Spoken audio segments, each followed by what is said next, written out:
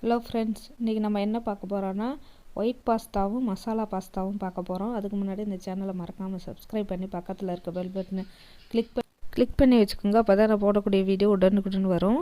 இன்றைக்கி 2 பாஸ்தாவும் பார்க்கலாம், எப்படி செய்யலான்னு பார்க்கலாம்.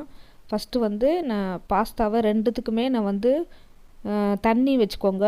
தண்ணியில் உப்பு போட்டு ஆயில் போட்டுருங்க. போட்டுட்டு பாஸ்தாவை அதில் போட்டுருங்க. நான் ரெண்டுத்துக்கும் சேர்த்தே வேக வச்சுக்கிறேன். நீங்களும் அதே மாதிரி ரெண்டுத்துக்கும் வேக வச்சுட்டு தனித்தனியாக செஞ்சுக்கலாம். இப்போ நம்ம இதில் போட்டுக்கலாம். தேவையான அளவு பாஸ்தா போட்டுக்கோங்க. போட்டுட்டு நல்லா வெந்துடணும். இந்த அளவுக்கு வேகணும். பாருங்கள், அந்த கத்தியை வச்சு இது பண்ணும்போது கொஞ்சம் நல்லா வளையணும். இந்த மாதிரி பக்குவத்துக்கு வந்தோடனே நீங்கள் கோல்டு வாட்டர் ஊற்றி அப்படியே ஃபில்டரில் அதை கொஞ்சம் தண்ணியில் அலசி வச்சுடுங்க.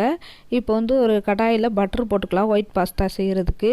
இதில் பூண்டு ஒரு 6 போட்டுக்கோங்க. 1 ஸ்பூன் மைதா போட்டுக்கோங்க.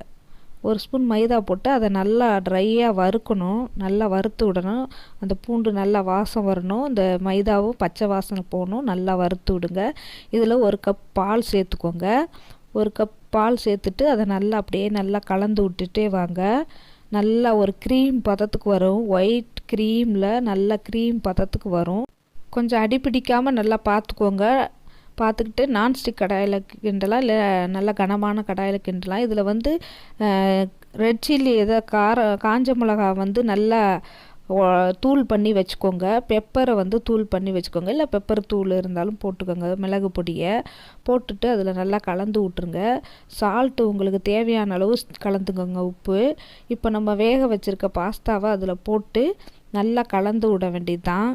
நல்லா கலந்து விட்டுட்டு இது குழந்தைகளுக்கு கொடுக்கலாம். இது ரொம்ப பிடிக்கும். குழந்தைங்களுக்கு கொடுங்க. இதில் வேணும்னா இன்னும் சீஸு க்ரீம்லாம் ஆட் பண்ணுவாங்க. நான் அதெல்லாம் ஆட் பண்ணல. நீங்கள் வேணும்னா ஆட் பண்ணிக்கோங்க.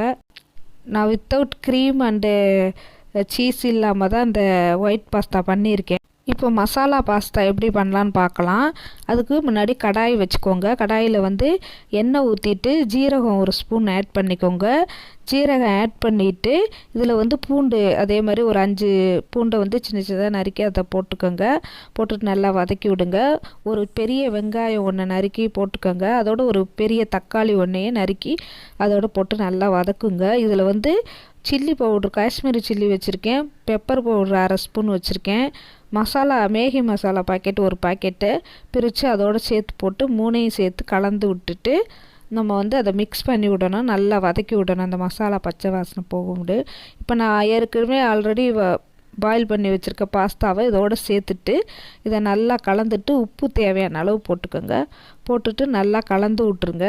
இதில் கடைசியாக கொஞ்சோன்னு குழந்தைகளுக்காகன்னா ஒரு 1/2 ஸ்பூன் சுகர் சேர்த்துக்கோங்க. டொமேட்டோ சாஸ் இருந்தாலும் சேர்த்துக்கோங்க. நான் வித்தவுட் சாஸ் தான் நான் இது பண்ணியிருக்கேன். மேலே கொத்தமல்லி போட்டு அப்படியே அலங்கரித்து கொடுங்க. குழந்தைகளுக்கு ரொம்ப பிடிக்கும். சின்ன குழந்தைகளுக்கு இந்த ஒயிட் பாஸ்தாவும் மசாலா பாஸ்தாவும் செஞ்சு கொடுங்க. இந்த வீடியோ பிடிச்சிருந்தா லைக் பண்ணுங்கள், ஷேர் பண்ணுங்கள், சப்ஸ்கிரைப் பண்ணுங்கள். பக்கத்தில் இருக்க பெல் பட்டனை கிளிக் பண்ணி வச்சுக்கோங்க.